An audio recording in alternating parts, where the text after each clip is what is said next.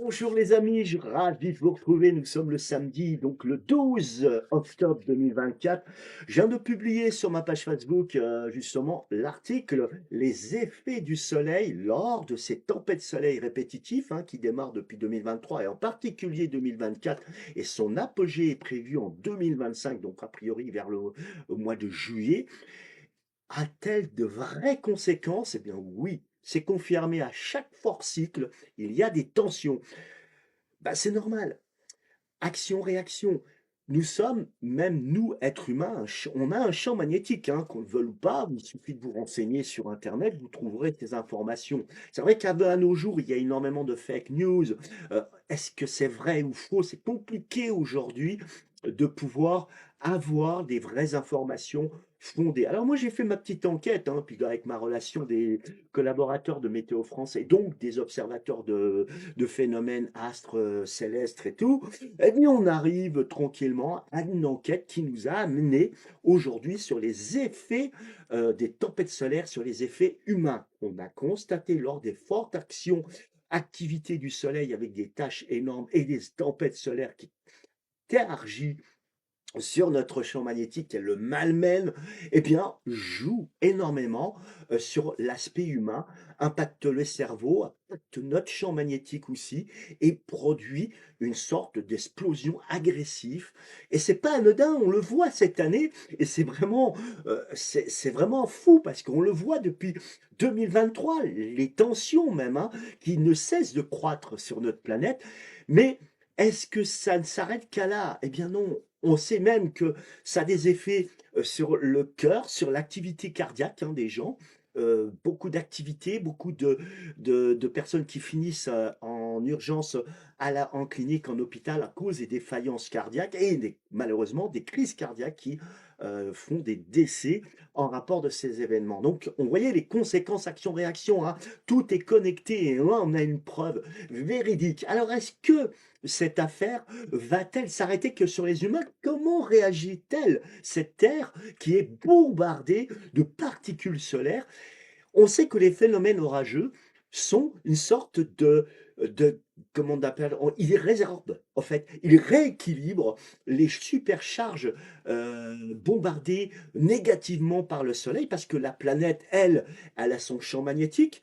Ensuite, on connaît toutes les couches atmosphériques, troposphère et tralala. Et il y a aussi cette couche qu'on appelle la couche d'ozone qui, elle aussi, est malmenée par les tempêtes, les orages magnétiques, les tempêtes solaires produisent des phénomènes et interagit aussi sur la couche d'ozone, crée qu'elle se dégrade. C'est pas anodin. Donc du coup, qu'est-ce qui se passe? Eh bien, le Soleil bombarde particulièrement la Terre, a une action sur le magma terrestre et crée un gonflement du magma et crée une dilatation de notre écorce terrestre, d'où depuis plusieurs années on s'aperçoit une forte activité tremblement de terre, une forte activité volcanique.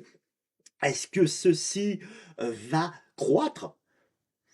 On n'espère pas, parce que si ça réveille, comme on pourrait imaginer, on sait qu'il y aurait plusieurs supervolcans sur cette planète. On sait que en Méditerranée, du côté de la Sicile, l'Italie, un supervolcan est extrêmement sous haute surveillance. On sait que l'ECNA s'excite depuis plusieurs années et ne cesse de croître. Et un autre, le Troboli, je crois, je ne sais plus son nom. Enfin bref, attention à ces propos parce que c'est vrai que je n'ai pas regardé. Mais en fait, il y a deux gros volcans qui n'ont pas de relation finalement avec le supervolcan qui se trouve du côté de l'Italie, Sicile, qui peut à tout moment exploser et provoquer le chaos en Europe et voire même dans le monde. Et celui qu'on s'est très fortement parlé, celui de Yellowstone, qui nous fait des pétages de plomb aussi de temps en temps. D'après les scientifiques, il ne faut pas s'alarmer non plus, il ne faut pas n'aggraver non plus. On sait que le geyser très réputé a rentré en éruption dernièrement, qui a fait la grande médiatisation dans le monde et qui a remis en question justement, oula, le stomatique pété. Donc vous voyez, on voit bien qu'il y a une accumulation de négativité au final que ces tempêtes solaires produisent sur les effets solaires, sur les effets terrestres. Et ce qu'il faut savoir aussi, c'est scientifiquement aussi reconnu que la Terre se régénère aussi lors de ces phénomènes cycliques. Il y a des cycles tous les 11 ans, ça on le sait, mais certains cycles qui pourraient, alors j'ai aucune info pour le confirmer là, mais qui pourraient enfin, qui pourraient se coller, ça sera mieux, en rapport de ce cycle 25. C'est pas n'importe quel cycle. Celui-ci serait un cycle de 12 000 ans au final, qui aurait créé le chaos et régénéré la Terre avec un bouleversement du champ magnétique, renversement des pôles, etc., etc. Attention, je dis bien, ce ne sont que des suppositions, ce n'est pas une vérification à 100% et une fiabilité des lanceurs d'alerte eux-mêmes. Et il suffit de taper sur Internet, on voit de plus en plus de publications de ce côté qui se propagent. Alors, les effets solaires, on le sait que c'est très bénin pour nous. Déjà d'une, on sait qu'au printemps, cette nouvelle lumière qui vient vers nous est meilleur médicament pour rebooster nos immunitaires, etc., etc. Je ne sais plus le catégorie qu'on dit, mais vous allez certainement me le laisser au commentaire en bas, hein, et vous me direz ça, c'est quelle est la vitamine B, je crois, ou C, je ne sais plus lequel.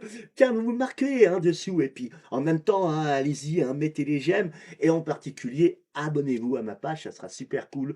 Vraiment, c'est génial l'aventure qu'on vit. Mais en tout cas, ça rebooste les immunitaires des personnes, de chaque être humain, et ça redonne la gaieté, la joie de vivre. Et on sait que l'hiver, que c'est pas très bien, les gens dépriment, et le soleil, quand il revient et les jours se rallongent, bah c'est la fête à l'œuf, comme on dit, on est heureux, on bronze, et l'été, pendant les plages, on se la joue, on dit, regarde, moi je suis bronzé, moi. Yes. Non mais bon, petite parenthèse, c'est du bénin aussi, c'est bénéfique, donc voilà. En tout cas, j'espère pas que ce cycle serait en relation avec l'affaire des 12 000 ans.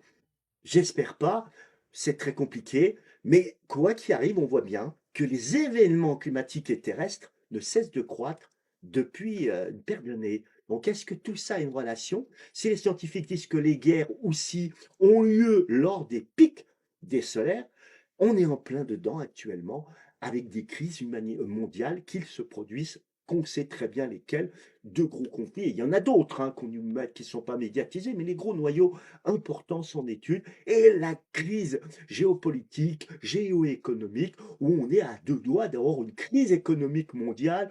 On voit ce qui se passe. Ce n'est pas joli. J'espère que tout ça ne sera pas fondé si tout a une relation avec les tempêtes solaires et qui crée le chaos sur notre planète. En tout cas, portez-vous bien. Je vous souhaite un bon week-end à vous tous et à la revoyette les frérots, les frérettes. Ciao, ciao. Et n'oubliez pas, mettez les j'aime et puis laissez vos commentaires. Comme ça, on pourra en discuter entre nous. Et s'il faut, je referai une vidéo. Ciao, ciao à vous.